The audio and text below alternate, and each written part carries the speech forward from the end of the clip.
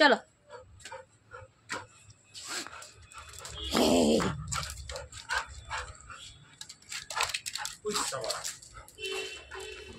এখন বাজে 4:45। আজ আমি 4:45টায় ঘুম থেকে উঠেছি। উঠেই তিনজনে চলে গেলাম ছাদে।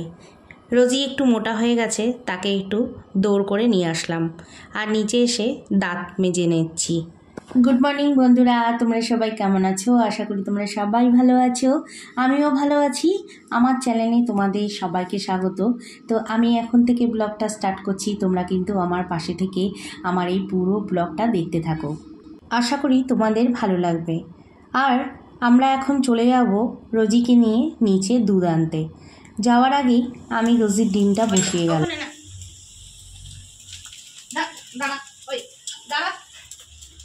Wait, Rosie, wait. Wait, Lara, wait. অনেক দিন পরে রোজিকে নিয়ে একটু বাইরে বেরিয়ে গেলাম ঘোরাতে। রোজিকে সে একবার কিন্তু আনন্দে আত্মহারা। ওকে নিয়ে বাইরে বের হতেই অন্য কুকুরগুলো না চলে আসছিল। আমার খুব ভয় লাগছিল। আর রোজি রাস্তায় বেরিয়ে যা করছিল টানাটানি, আমি ওকে ধরে রাখতেই পারছিলাম না। কিচ্ছু হবে না, নিয়ে আসো, নিয়ে আসো, কিচ্ছু হবে না, ওরা ভয় পাচ্ছে।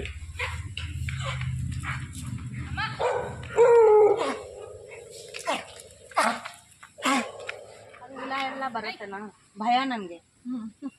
ಎಲ್ಲ ಆಲ್ ಟೈಮ್ ಬೆಡ್ ಮೇಲೆ ಮಲ್ಕೊಳ್ತಾರೆ.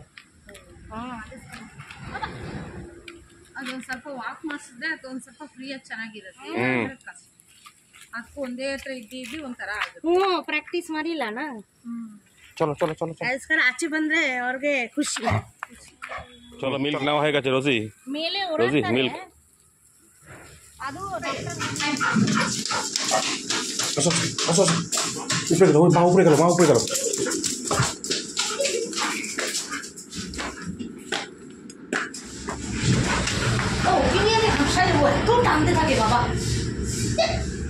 এবার ঘরে চলে এলাম। আর ঘরে চলে আসতে না আসতেই তোমাদের দাদাভাই ওয়াশিং মেশিনে জামা কাপড়গুলো ওয়াশ করতে দিয়ে দিল। আর একদিকে আমি এখন চা বানিয়ে নেব, চাটা বসিয়ে দেব।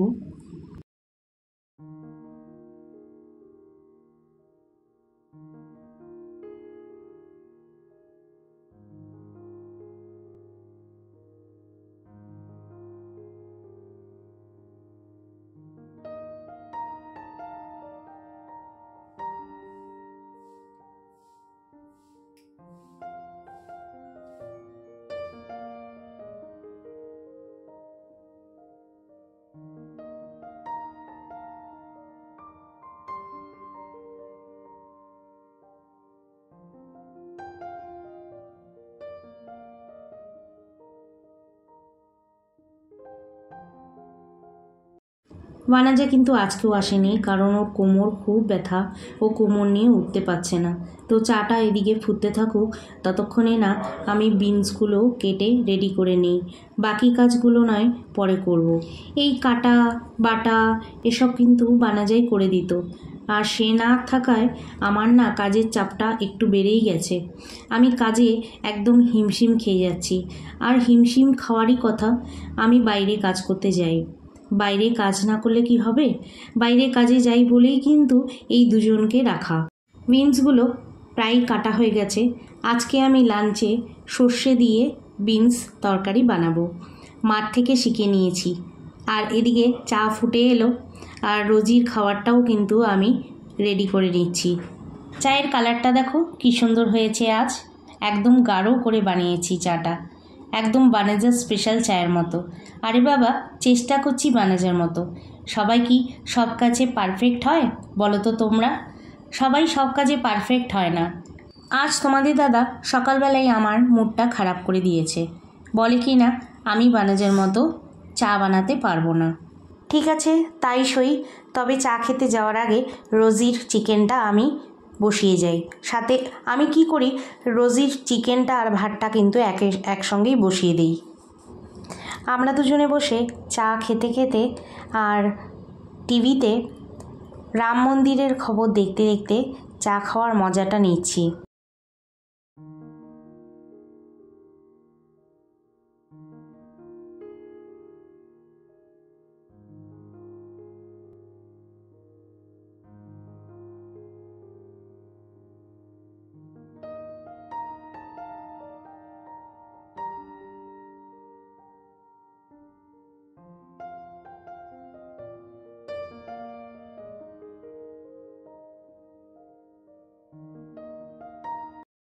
এবার চা খেয়ে আমি চলে এলাম রান্নাঘরে। আমার চা খাওয়া হয়ে গেছে, রোজির খাবারটাও হয়ে গেছে। এবার আমি ভাতটা বসিয়ে দেব। এদিকে ভাতটা হতে থাকুক, আমরা দুজন মিলে একটু ছাদে যাই। ছাদে গিয়ে ওয়াশিং মেশিনে জামা কাপড়গুলো দিয়ে আসি। আর একজন দেখো ছাদে যাওয়ার জন্য রেডি, সে কতক্ষণে ছাদে যাবে। আমরা ছাদে যাওয়ার আগেই মহারানী কিন্তু ছাদে গিয়ে হাজির। আর এই দেখো লম্বা হয়ে দাঁড়িয়ে এই বাড়ি আর ওই বাড়ি উকিঝুঁকি মারছে। ফটাফট জামা কাপড়গুলো মিলে কিন্তু নিচে যেতে হবে, কারণ আমার ভাত হয়ে যাওয়ার টাইম হয়ে যাবে। আর একটা কথা বলি বন্ধুরা, এস্টারে ছিল 21 মানে 21শে জানুয়ারি।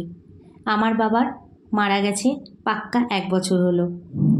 কাল সারাদিন কিচ্ছু করিনি, মনটা এতই খারাপ ছিল, কিছুই ভালো লাগছিল না। কাজ তো করতেই হবে না, যতই মন খারাপ হোক। চলো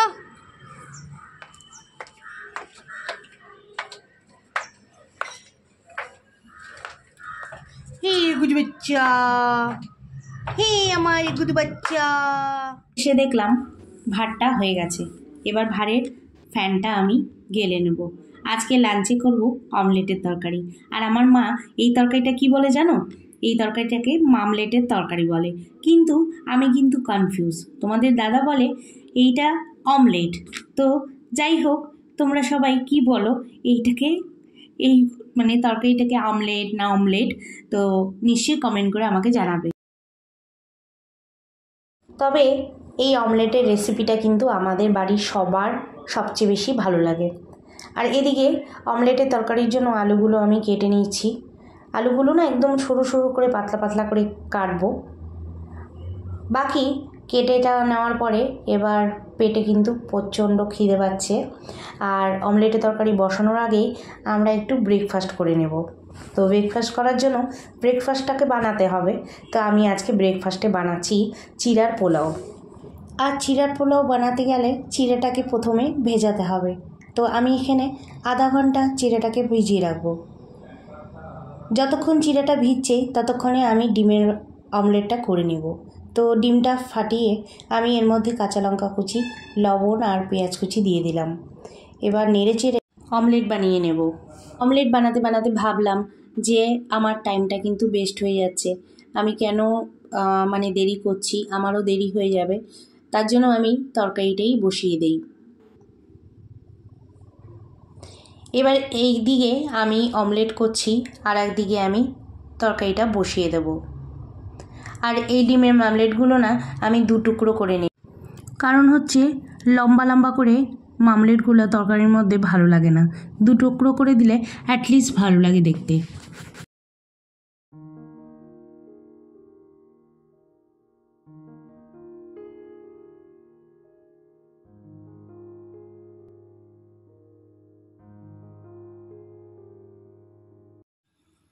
এদিকে অমলেটটা হয়ে গেছে, আমি চিড়ার পোলাও করব বলে প্যানটা বসিয়ে দিলাম গ্যাসে। আর এদিকে দেখো আমি ডিমের মামলেটের তরকারিটা রেডি করছি, মানে স্টার্ট করে দিয়েছি বানানো। তো এখানে কিছুই না, একটু পেঁয়াজ দিয়েছি তেলে, আর আলুটা ছেড়ে দিয়েছি, হলুদ লবণ আর লঙ্কার গুঁড়ো। পারলে একটু কাঁচা লঙ্কাও দেওয়া যেত, কিন্তু আমি কাঁচা লঙ্কাটা দিইনি। ভালো করে কষিয়ে জল দিয়ে ডিমের মামলেটগুলো মানে ছেড়ে দেব। তো হয়ে গেল আমার ডিমের মামলেটের তরকারি। তারপরে আমি এদিকে এখন চিড়ার পোলাওটাও সাথে সাথে করে নেব। এবার প্যানের মধ্যে আমি একটুখানি তেল দিয়ে প্রথমে বাদামগুলো ভেজে নেব। বাদাম আর কাজু বাদামটা ভেজে নেব। কিশমিশ কিন্তু দেওয়া যায়, কিশমিশ দিলে টেস্ট হয় মানে চিড়ার পোলাওটা। তো ঘরে ছিল না, খালি হয়ে গেছে, তো এর জন্য আমি কিশমিশটা দেইনি। এবার প্যানের মধ্যে তেল দিয়ে আমি এখানে সাদা জিরা আর একটুখানি মৌরি দিলাম। নেড়ে চেড়ে আমি পেঁয়াজ কুচি দিয়ে দিলাম আর কাঁচা লঙ্কা কুচি এখানে দিয়ে দেব। আর ছোট ছোট করে আলুটা কেটে রেখেছিলাম, একটু পেঁয়াজটা না একটু ব্রাউন কালার হবে হালকা। তো এখন এই ছোট ছোট করে কেটে রাখা আলুগুলো দিয়ে দিলাম। এখন হলুদ লবণ আন্দাজ মতো করে নেব। আর এদিকে আমার ভালো করে ডিমের অমলেটের তরকারিটা কষানো হয়ে গেছে আলুটা। তো এবার জলটা দিয়ে দিলাম, জল ফুটে আসলেই আমি অমলেটগুলো দিয়ে দিচ্ছি।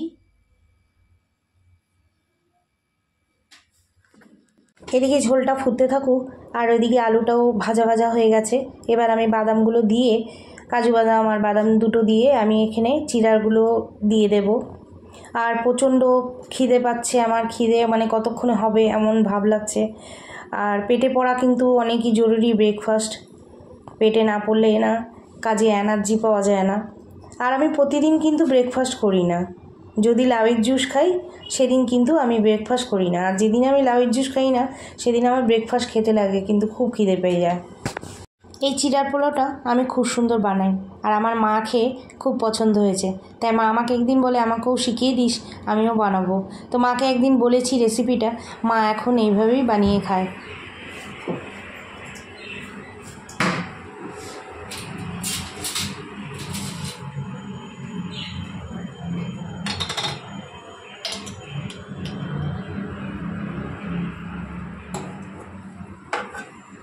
शाहरुख, तो पूछ रही है क्या?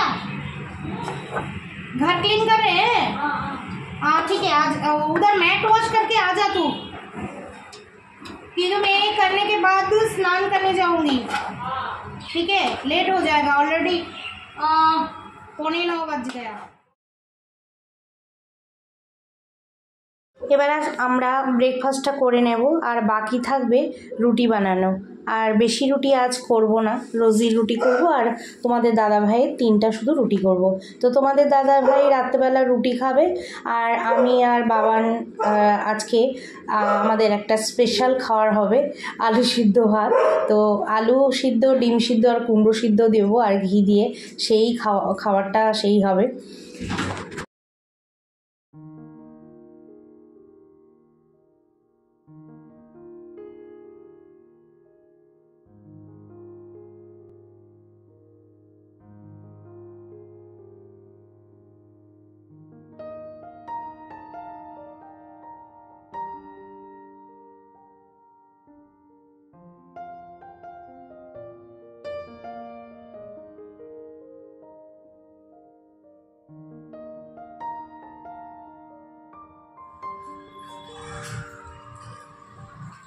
এখানে ব্রেকফাস্ট করে চলে এলাম রান্নাঘরে, আবার স্টার্ট করবো, আবার বাকি রান্নাগুলো সেরে নেব। তো এখানে ডিমের অমলেটের তরকারিটা আমি একটা পাত্রে নামিয়ে নিচ্ছি। এবার আমি বসাবো হচ্ছে সর্ষে আর বিনসের যে তরকারিটা, ওটা আমি বসিয়ে দেবো এখন। তরকারিটা বসানোর আগে আমি রুটিগুলা বেলে রুটিগুলা করে নেব, তাহলে সুবিধা হবে। আবার তরকারি করার পরে যদি বেলি অনেকটাই দেরি হয়ে যাবে।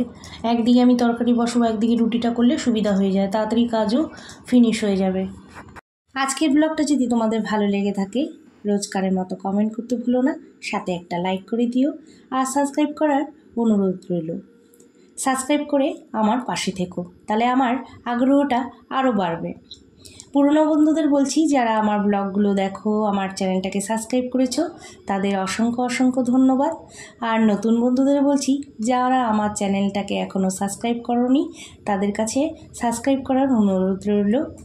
প্রায় আমার এখানে রুটিটা হয়ে গেছে, আর দিনের বেলায় আমি রুটিটা বানিয়ে রাখলাম রাতের জন্য, কারণ সুবিধা হয়, রাতে এসে আর ভালো লাগে না, টায়ার্ড থাকি, তখন আর এসে বলেন ভালো লাগে না যে বেলে রুটিটা করব। তো এদিকে দেখো এখানে কিন্তু আমার বিনসটাও বসিয়ে দিয়েছি, এবার আমি এখানে সর্ষে দিয়ে নামিয়ে নেব। তো বন্ধুরা, ভিডিওটা এখানেই শেষ করছি।